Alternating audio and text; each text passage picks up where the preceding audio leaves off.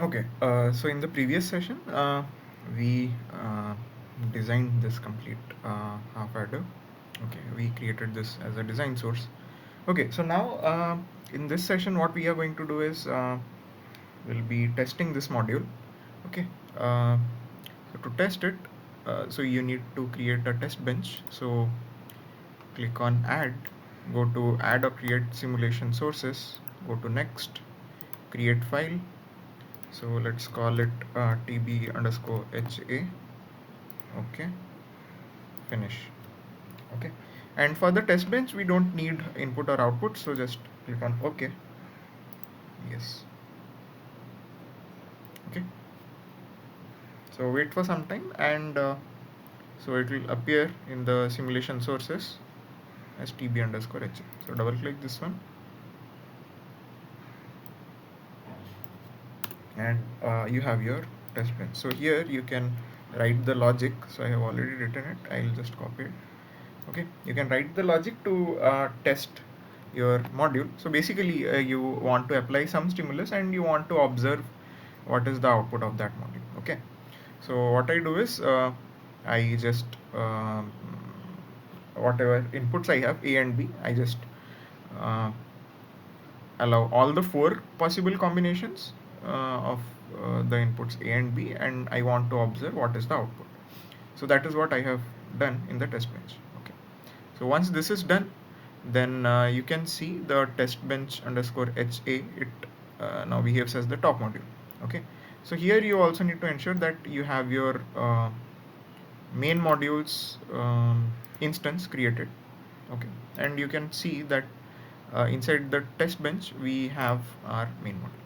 Okay, so if this is not set as top module, so you need to ensure that you go you just right click, and this option is present, set as top, you need to click that, and you will get this small pyramid kind of stuff that shows that it's a top module. Okay, okay, so once that is done, so in this session we are going to do two different simulation.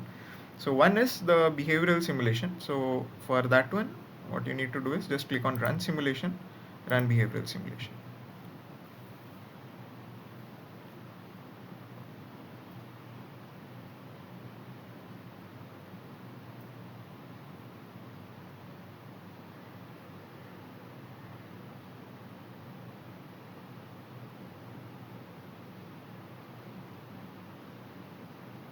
Okay, so once the behavioral simulation is done, then this simulation window will pop up, and the waveform window will be visible like this. So you can just maximize it, and you can use this to zoom fit and observe the outputs properly.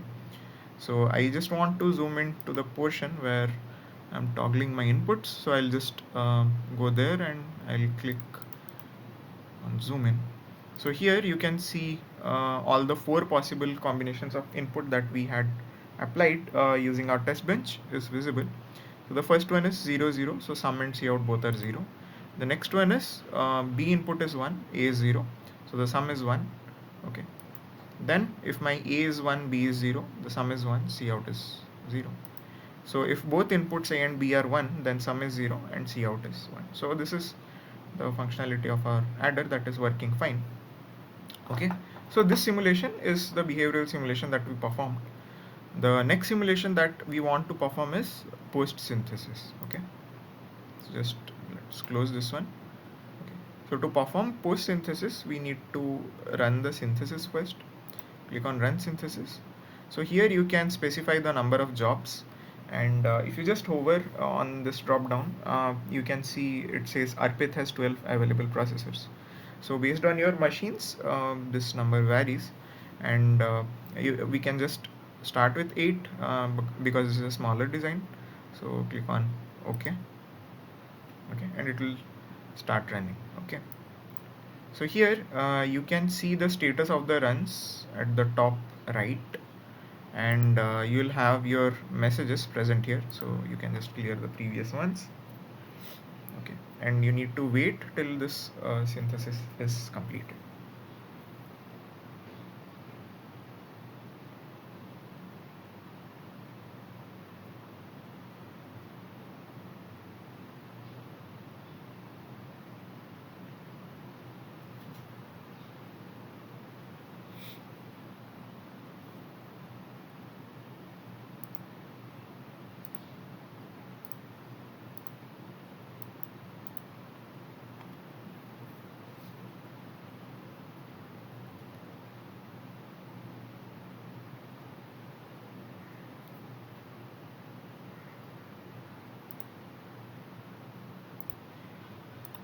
Okay, so once the synthesis is done, so you will have uh, this pop-up.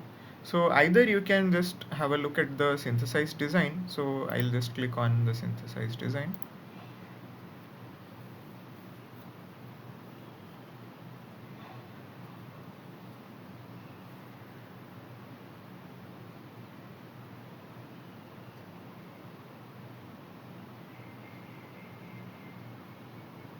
Okay, so here you can see whatever module we wrote. So this is what is synthesized. Okay, so you can find ibuff, lut, obuff. That's basically your input buffer, lookup table, and output buffer. Okay. um, okay, so yeah, this is just a schematic. So the next thing that we need to do is we need to run the post synthesis functional simulation.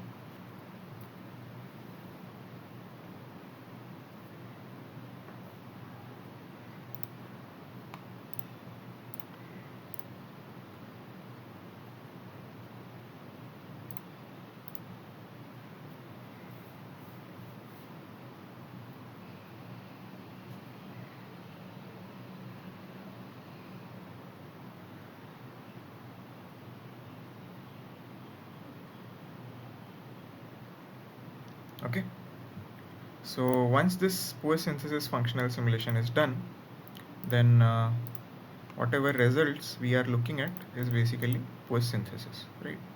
So here you can see the title also says clearly that it is a post synthesis simulation and the type is functional. Okay, and you can see the result is what we decided to be. If the post synthesis simulation is different from your behavioral simulation, then it means something has gone wrong, and you need to go back to your behavioral code and fix it and redo the synthesis and look at the post synthesis functional simulation again. Okay, so yeah, okay, so that is the post synthesis functional simulation. The next thing that we are going to do is post synthesis timing simulation. Okay, so let's close this. You can click on run simulation and post synthesis timing simulation. Oh, I think I should.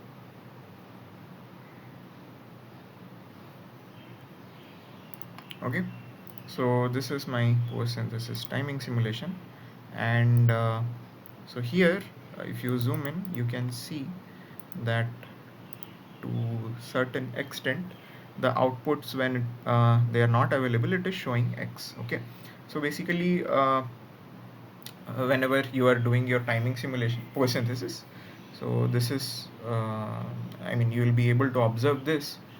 Okay, but later on you can see that the logic that we intended, we are able to get it. Okay, so there is no problem there. Okay, okay, so that completes our post synthesis simulation part using test bench.